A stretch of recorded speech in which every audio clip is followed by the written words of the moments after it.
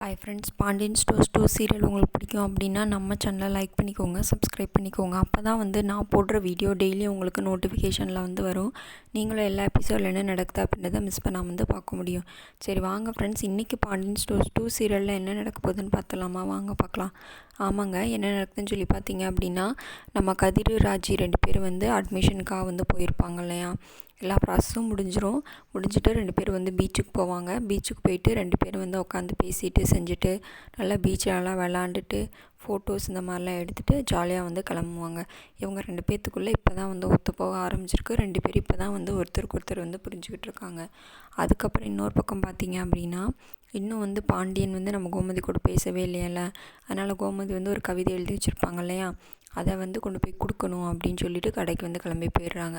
கடைக்கு கிளம்பி போகும்போது என்ன நடக்குதுன்னு சொல்லி பார்த்தீங்க அப்படின்னா, கடைக்கு போயிடுறாங்க.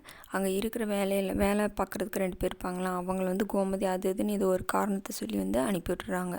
அப்போ கோமதி என்ன பண்ணுறாங்கன்னா, அந்த லெட்டரை கொடுத்து, இந்த லெட்டரில் நான் உங்கள்கிட்ட மன்னிப்பு கேட்குற மாதிரி நான் எழுதியிருக்கேன், இதை நீங்கள் படித்து பாருங்கள் அப்படின்னு சொல்லி சொல்லுவாங்க. உடனே பாண்டியன் நான் ஏன் படிக்கணும், அதில் என்ன இருக்குது அந்த மாதிரி கேட்டுட்ருப்பாங்க.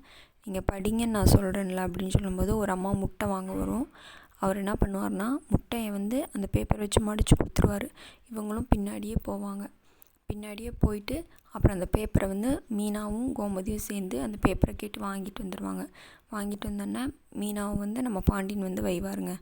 நான் உன்னை ரொம்ப நல்ல பொண்ணு, உன் மேலே ரொம்ப நம்பிக்கை வச்சுருந்தேன்ப்பா, ஆனால் நீயும் இவங்க கூட சேர்ந்து இப்படி பண்ணுவேன் அப்படின்னு சொல்லி நான் நினைக்கவே இல்லை அப்படின்னு சொல்லி பாண்டியன் மீனாவையும் வைவார். உடனே மீனா சொல்லுவாங்க, மாமா அப்படி கிடையாது மாமா, குடும்பத்தில் எந்த நேரத்தில் எதை சொல்லணும் அப்படின்னு சொல்லி ஒன்று இருக்குது, எல்லா நேரத்துலையும் எல்லாத்தையும் சொல்ல முடியாது, பிரச்சனை வந்துடும் அப்படின்னு சொல்லி தான் நான் சொல்லலை அப்படின்றாங்க.